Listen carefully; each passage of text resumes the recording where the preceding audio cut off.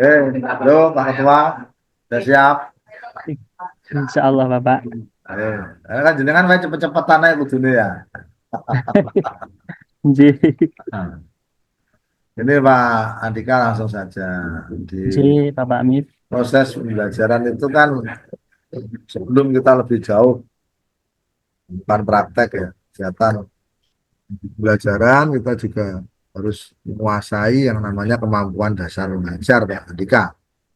Nggih. Nah, secara konseptual ya. Biasanya kan kemampuan dasar mengajar ini kan diajarkan di perguruan tinggi, kemudian dipraktekkan di laboratorium micro teaching. Nah, yang saya tanyakan itu adalah apa saja sih yang harus dipahami dan dikuasai oleh seorang guru dalam kemampuan dasar mengajar itu. Apa saja Pak Adi? Eh, izin menjawab Pak. Ya,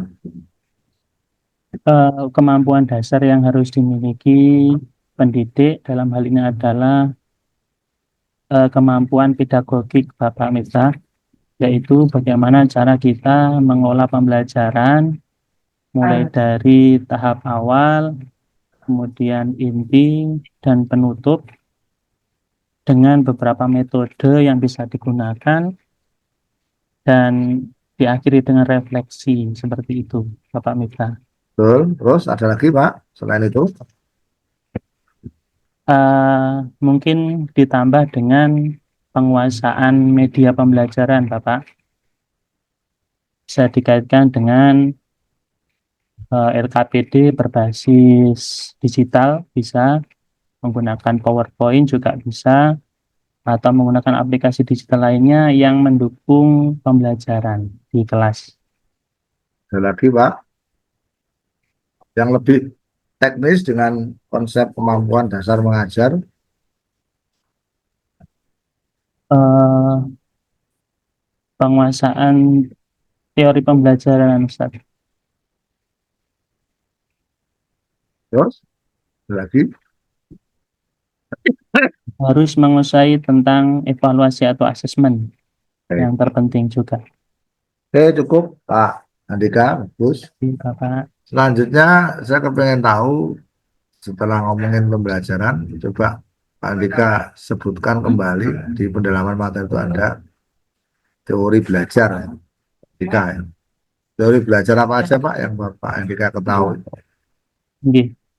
Dari belajar yang saya pelajari, yang pertama tentang dari belajar behavioristik, yang kedua teori belajar humanistik, yang Oh, ketiga dari belajar konstruktivistik, terus? dan teori belajar kognitif, Oke, serta yang satunya sosial apa. terus ya. Ya. Yes, Bagus. Oh, saya lanjutkan ke teori belajar konstruktivistik itu apa Pak Andi? berasal dari kata konstruktif niku membangun, Pak. Ya, Membangun pemahaman siswa dengan berbasis pada lingkungan belajar mereka, pemahaman dibangun dengan lingkungan belajar mereka. ya. Oke, Pak Andi kan ngajar di Saya ngajar di SD Lelawang, Bapak. SD ya? Nggih. Oke, SD itu apa saja Pak materinya yang diajarkan di PAI itu? Kalau di PAI niku, di SD niku tidak berdasarkan kayak di MTS nggih Bapak atau MI, tapi Ya, lebih umum, tapi elemennya tetap ada ya. akidah, akhlak, Al-Quran, hadis, sejarah peradaban Islam, seperti itu ada fikih juga, Ustaz. Orang nanti Pak Ramadan. Kalau di SKI atau SPI, apa yang diajarkan Pak? Kalau di SD niku meliputi misalkan nggih Bapak ada tentang kisah Khulafaur Rasyidin, Hmm. kemudian kisah dakwah Nabi Muhammad hijrah niku, ada Isra Mi'raj juga. Lafarosidin itu siapa aja sih Pak? Khulafaur Rasyidin niku ada 4 Bapak.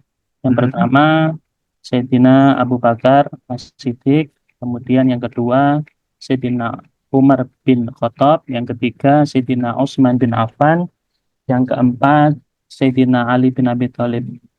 Oke, cukup kira-kira Pak Andika. Sudah Dan si bagus. Bapak. Ya, lanjut Pak. Mas Ramadan, monggo. Oke, siap. Kalau pengetahuan nggak diragukan Pak, ini lulusan UIN ini Pak. Lulusan UIN Oh, ini. ora kabar-kabar, Bos. Ya, terus. Oke, Pak Andika. Eh, Tadi saya akan mereview, memberi pertanyaan tentang modul ajar dan juga praktek untuk pengajaran saja, Pak Andika. tadi Eh, yang dimaksud dengan modul ajar menurut Pak Andika itu seperti apa sih? modul ajar itu adalah istilah untuk rencana pembelajaran di kurikulum Merdeka, sedangkan di kurikulum 13 niku dinamakan RPP, Bapak Abi. RPP. Urgent, urgent apa enggak menurut jenengan itu? Penting apa tidak? Nggih, modul ajar sangat urgent dan sangat penting karena modul ajar berfungsi sebagai pedoman kita dalam mengajar, rencanakan sampai dengan menilai. Oke, baik, oke. Sangat penting berarti, oke. Nah, Nggih, kemarin itu sudah mempelajari tentang beberapa model-model dalam pembelajaran. Oke, nggih, apa saja Bapak. Pak Andika? Yang kami pelajari dalam PP kemarin ada model pembelajaran PBL, Problem Based Learning, yang berfokus pada masalah. Jadi kita merencanakan pembelajaran berfokus pada masalah di dalam pendidikan dikaitkan dengan kondisi siswa.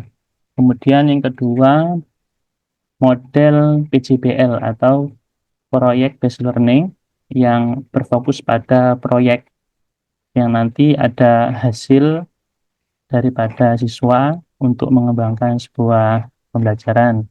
Yang ketiga, model pembelajaran diferensiasi based learning atau pembelajaran difokuskan kepada uh, diferensiasi atau kemampuan masing-masing siswa difasilitasi, kemudian diberikan pemahaman tentang materi yang sesuai dengan kompetensi mereka.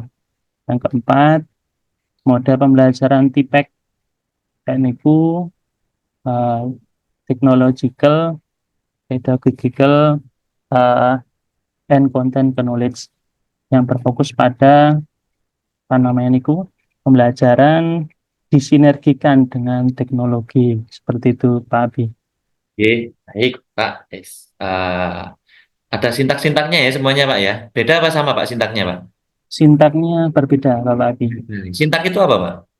Sintak niku langkah Langkah. ataupun tahapan yang harus dicapai, harus dilalui dalam setiap model pembelajaran. Ya. Terakhir, pertanyaan terakhir, Pak Andika. Jadi Pak Abi, Apa kita harus melakukan PTK, Pak? nggih, PTK niku penting nggih, penelitian tindakan kelas kita lakukan dalam rangka untuk eh, misalkan di dalam pembelajaran kita terdapat masalah atau problem yang harus dipecahkan, misalkan eh, adanya lemahnya prestasi belajar atau lemahnya pemahaman siswa terhadap materi A misalkan, jadi kita harus menggunakan PTK tersebut sebagai alat untuk meningkatkan prestasi belajar mereka. Kita meneliti apa masalahnya, kemudian kita memberikan alternatif-alternatif solusi di dalam PTK sesuai dengan teori pembelajaran, dan kemudian kita mengadakan tes atau post-tes untuk mengukur seberapa besar PTK itu berdampak kepada pemahaman siswa, seperti itu Pak Abi. Baik, berarti untuk membuktikan, ya, mencari Jadi, solusi dari suatu permasalahan yang dihadapi oleh siswa. Ya. kurang lebih seperti itu. Jadi bahasanya guru itu kalau memberi suatu status kepada siswa itu nggak boleh, oh ada iki bodoh iki, ya gara-gara nggak tahu sinawa, harus dibuktikan gitu Pak, gitu, dengan PTK itu. Oke, baik Pak Andika. Kira cukup sekarang praktek untuk ngaji Pak. Pak Andika mohon untuk dilafalkan surat Al-Maun gitu.